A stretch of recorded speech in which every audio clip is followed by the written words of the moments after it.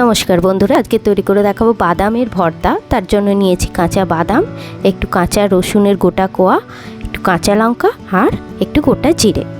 তার জন্য একটা ফ্রাইং প্যান নিয়েছি, একটু তাতিয়ে নিয়েছি ফ্রাইং প্যানটা।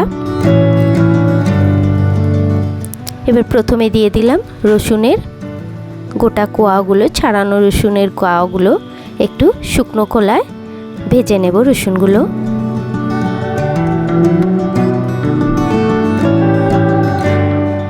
এরপর কাঁচা লঙ্কাগুলো আমি ফাটিয়ে ফাটিয়ে দিচ্ছি এবং রসুনের সঙ্গে এগুলোও শুকনো খোলায় ভেজে নেব।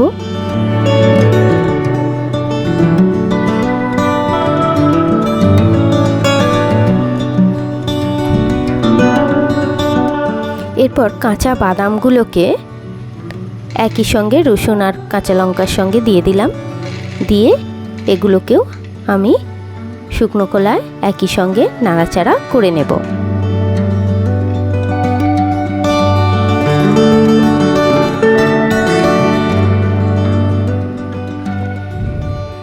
সুন্দরভাবে নাড়াচাড়া করে নেওয়ার পর যখন দেখব একটু রং ধরে এসছে বা একটু গন্ধ বেরিয়ে এসছে বাদাম, রসুন, কাঁচা লঙ্কার, আস্তে আস্তে এটা সমস্তটাই তুলে নেব।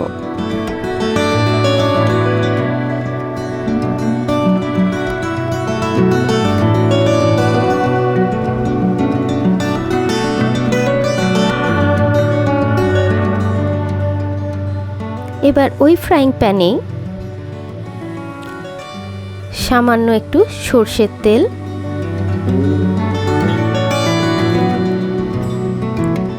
গরম করে গোটা জিরেগুলো দিয়ে একটু নাড়াচাড়া করে নেব। গোটা জিরেগুলো তেলে একটু ভেজে নেব।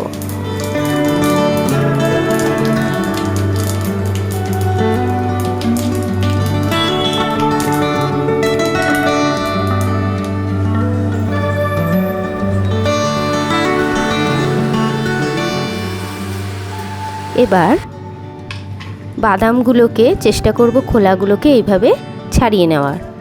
হাতে ঘষে ঘষে দেখবেন এমনিই উঠে যাচ্ছে খোলাগুলোকে, সমস্তটা খুলে এইভাবে বাদামগুলো খোলাগুলো ছাড়িয়ে নেব।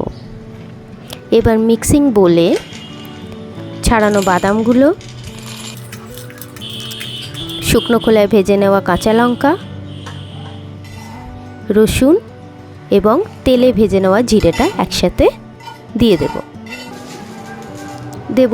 1 চামচ মতো, ছোট চামচের একটু চিনি দিয়ে আমি মিক্সিতে ঘুরিয়ে দেখুন পেস্টটা আমার তৈরি।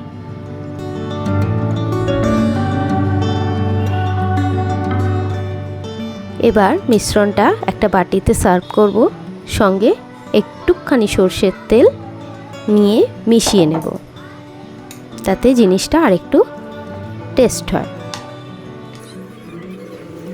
আমার বাদামের ভর্তা বা বাদামের চাটনি রেডি।